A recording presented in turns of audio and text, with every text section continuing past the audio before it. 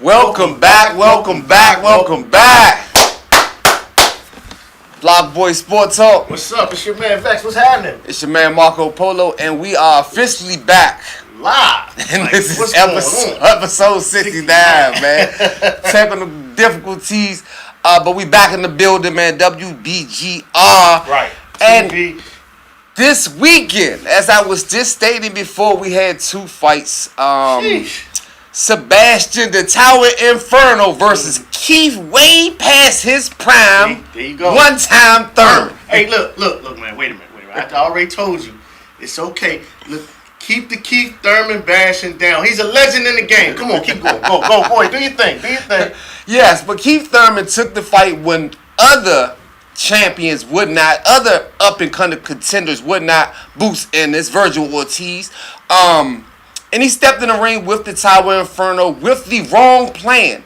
His plan was to circle towards his power hand, which is left hand, so he could try to land something that would hurt Sebastian and at least gain his respect. Right. But as he did that, he created another job for the Tower Inferno, which is Tower Inferno is not only a boxer, he is also now a world-renowned tattoo artist.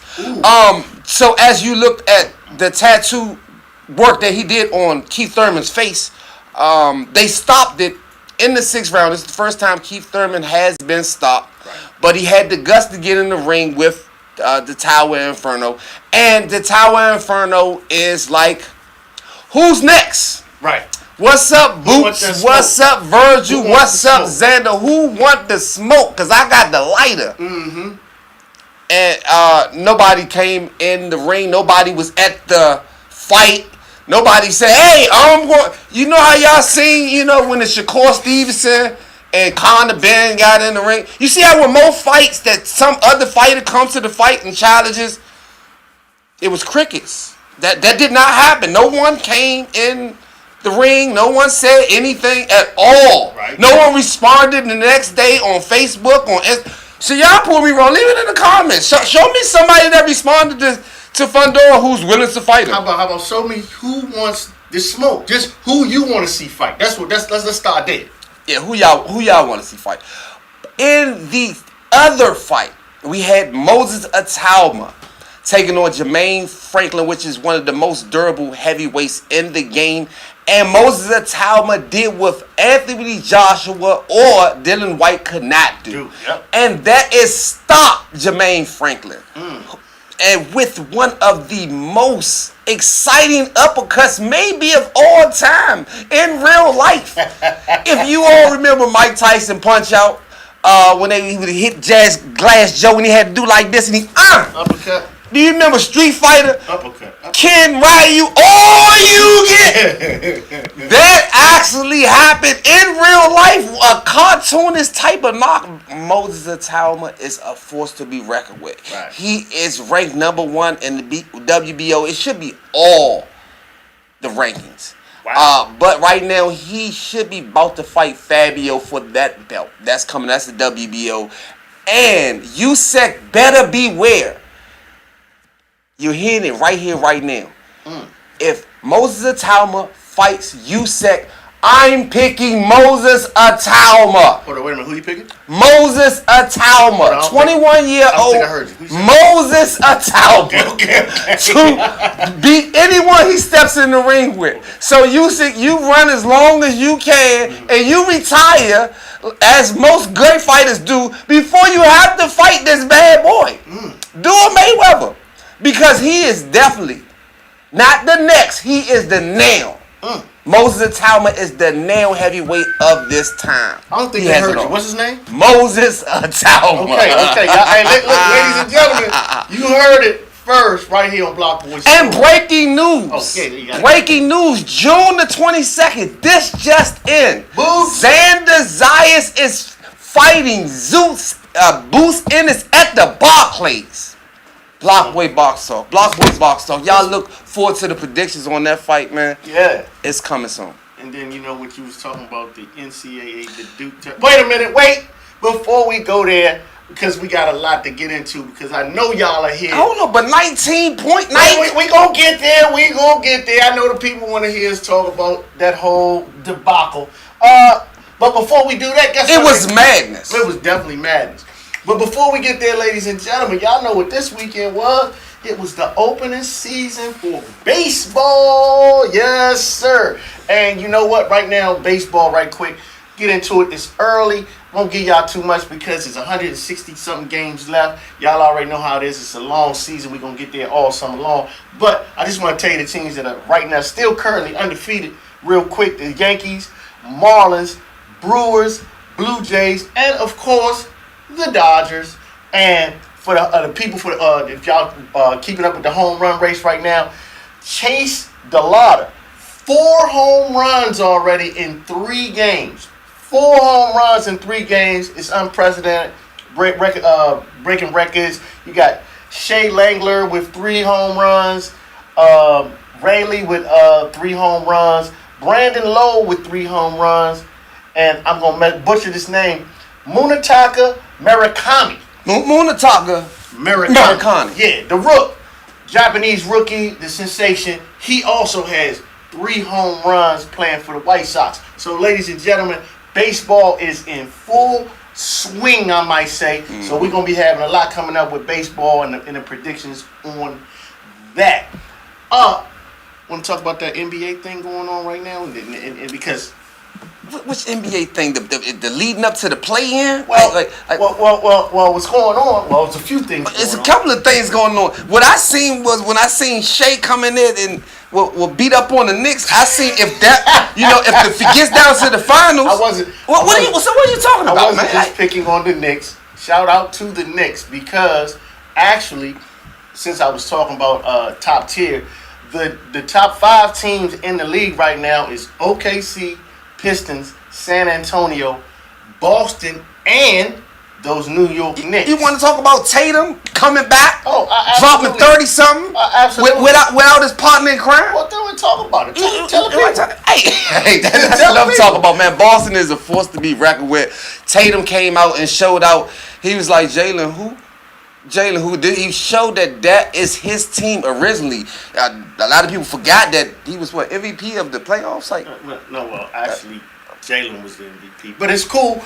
But Jason Tatum, we know that he is an elite competitor and he is top tier. And what he did come and show is that the Boston Celtics, in my opinion, has moved to the front of the pack in the East for taking over in the East to go ahead and possibly represent the East in the championship game coming up. I don't know. They still have a bad taste in their mouth from last year when the Knicks You still talking about them Knicks, huh? put them out. Okay. I'm just saying. You said that you acting like they got a cakewalk. No, not at all. I don't think so. They did look good without Jaylen Brown. I'm talking about they look awesome, man. Shout out to Tatum. This is his best game since he came back off this injury. And he's in full effect. Right, absolutely. My main man, one of my favorite players, of course. Unfortunately, he likes to talk smack to refs far too often. Luka Doncic was hit with his 16th technical foul. He will not be playing this evening against the Washington Wizards. Luka Doncic is out. He has a 1-game suspension. If he had to miss any game, this would be a game that he could afford to miss. You're going to leave the Wizards alone. They all right. They're going to be all right. They're going to be all right in the future. Go Wiz. They're going to be all right in the future. Hey, shout out to the Wizards, Shout out to the Wizards. Luka, watch your mouth, man. Leave the refs alone. Oh, man, it's crazy. And like you said, OKC was able to finish off the Knicks in a tough game. That was a good game. How did we just jump over the NCAA and go you wanted to double back. No, because we're going to get there. But that's you wanted to double back. But the play-in is coming soon. We got the people at the bottom that's edging at the bottom. Phoenix, even Houston's at the bottom. Absolutely. Well, you saw that when we were speaking of Tatum, when you was back to that, because you was talking about this, we talking about the bottom.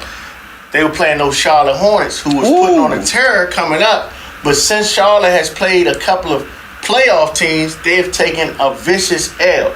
And Con Knipple, who is, of course, front runner for Rookie of the Year, is in a little bit of a rookie slump, by the way, right now.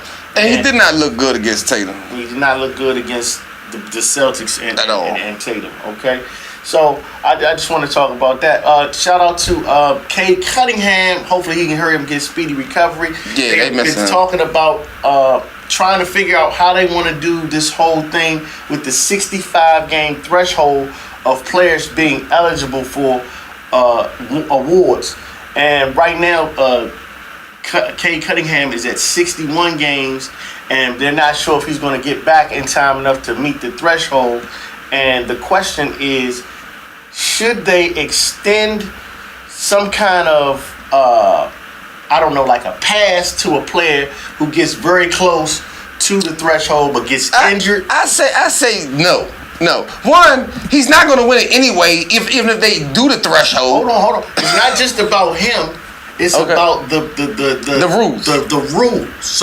So let's say Shea, for instance, at this point, because he's the front runner for it, got hurt, got the 61 games, wasn't able to continue, and people up in the uproar. Should there be some kind of something instituted saying, hey, I think he still should be eligible? We know he played lights out, everything except for injury. There were no games. There are special rules for special players, but I think they should keep the threshold as is. I don't think there's anything 65? wrong with it. 65. I don't think there's anything wrong with it. How many games is it? It's 82 games.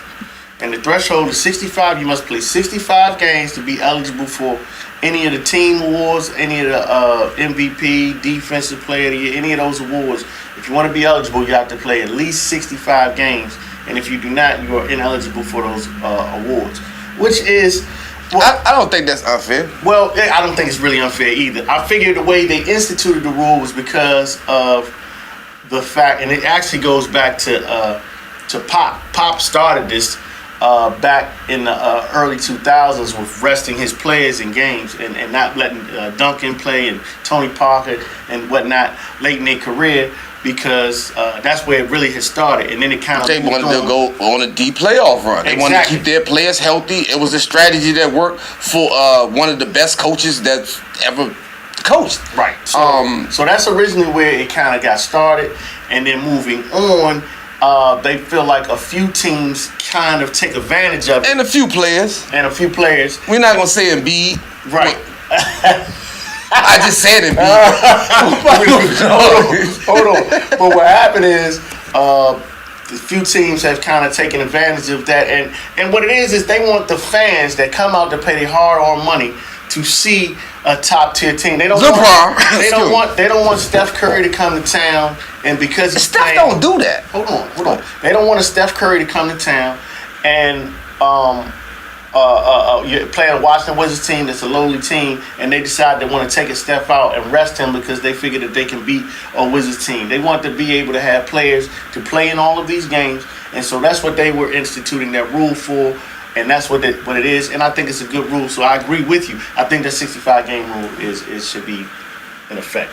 So maybe Luka did that on purpose so he wouldn't have to sit down. Maybe he cussed the ref out on purpose. I'm going to take this off. I'm going to take this game get off. My legs fresh. I'm getting my legs fresh. You ref. You Crazy. That might be the new strategy. That might be the new strategy. Hey man, let's get to this NCAA go ahead, man. Let's go. I'm gonna let you go first. I'm gonna let you because I got a whole thing I want to talk about. Go ahead. Now I did pick UConn over Duke, man. Go back to our bracketology video and you can see that. It wasn't supposed to happen. I'm an honest historian. That's a new word. I'm an honest historian. You know what I'm saying? Right. It was not supposed to happen. It's no way in Sam's, Pete's, Ralph's, John's, double HWE hockey sticks that was supposed to 19 points. Even down to the last couple of seconds, you pass the ball, you hold the ball until someone fouls you. You didn't even have to make the second pass. You had 15 seconds to pass. Okay. If I may, not to pile on because it's like you are preaching from the choir that I am singing from. That's pretty basic. You inbounds the ball, you hold the ball. It was 10 seconds left. You didn't even have to get it across half court. You could have took the 10-second violation. The game would have been over. What happens and in for this, the person who what happens in this, what we have to constitute is called coaching. So there was a timeout left available. There were things that could have been done coaching-wise that weren't. And kudos to Dan Hurley, who actually clearly outcoached Shire, because it was quite simple. What was told in the huddle previously was to make crisp passes. This is what he told his team, and that wasn't enough. He should have told his team it's situational basketball. In this situation, hold the ball, wait to be fouled, and when you're fouled, you make your free throws, and/or we move on from that moment. This type of thing, it seemed like it's so dumb that you have to revisit. Like, did that just happen? You have to repeat it because it just seems that insane. It was 10 seconds left. Yeah. You see how I repeat it now? Right. And all they had to do is this. Right. And their best player on the team turns the ball over with. Well, actually, he's not the best player. It was his brother. Brother. It's okay. And he's young, and he'll learn. But like I said, it was coaching. The coach had to make sure at the end of games, and this is what the great coaches get paid big bucks for. Yes. This is why you have certain coaches that are consistently late in the tournament, because they understand time and situational basketball, and it makes the difference in these games. Clearly, Duke should have probably won this game. No, Duke should have won the game. Absolutely. There's no way they should have lost the game. The only way they lost the game is the way they lost the game. Absolutely. Moving on, because we can stop talking about losers. Let's talk about the winners. UConn moves on. UConn moves on. Also, Arizona and Michigan. Oh my goodness. Listen, two teams that were absolutely stellar in what they did on both of their games. They still have Illinois versus UConn. We have Illinois. And it's funny how I said you want to talk about the number one? Yeah. The two best teams left in the tournament, exactly. And this is the actual finals right here. Whoever wins between these number ones should wind up cutting the nets. That's what you want to talk about? I'm pretty much, you took that. I couldn't say. He said it. Next topic. No, I'm just saying. Absolutely. These two teams are actually the top of the food chain. Best out of the total pool. The number one. They're both two number ones, and they dominated in their games. I mean, they've shown that they are they're ready for this, and they're both hitting all cylinders at the right time. And Arizona, they got the deepest team. Woo. They can run with their whole squad, no matter which five is in there.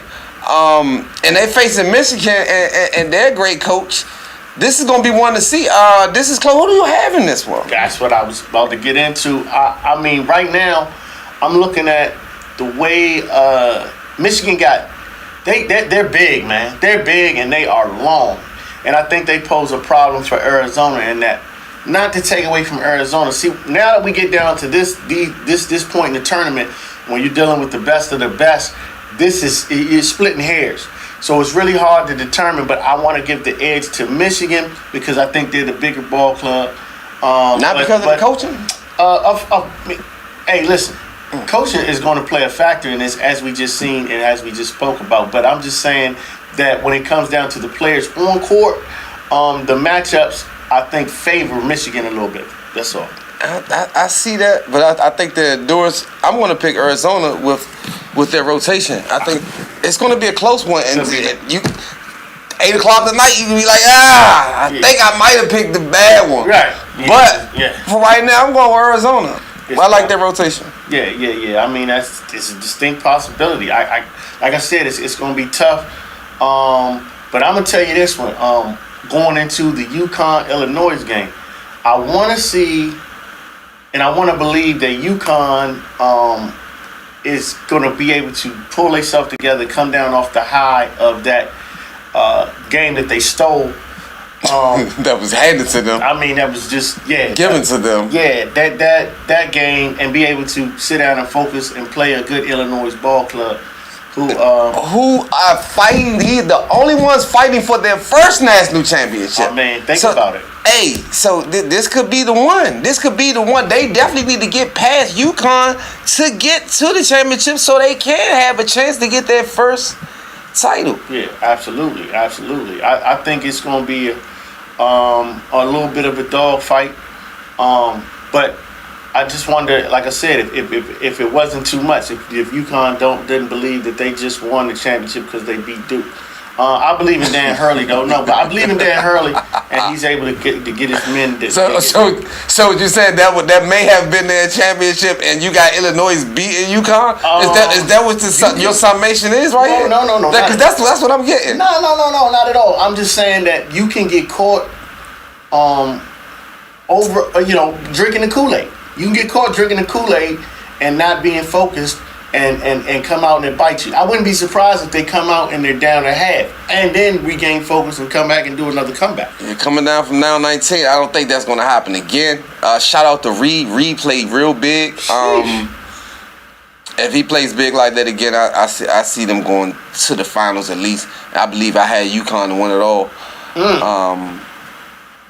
But shout out to Michigan, man. I got Arizona. I got Arizona right now at 140. I got Arizona getting past Michigan, facing UConn, and UConn winning it all.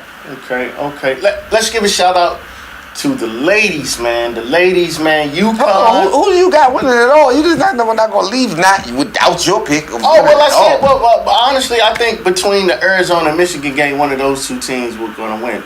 So if Michigan beats Arizona, I'm gonna go with Michigan. If Arizona beats Michigan, I'm gonna go with Arizona.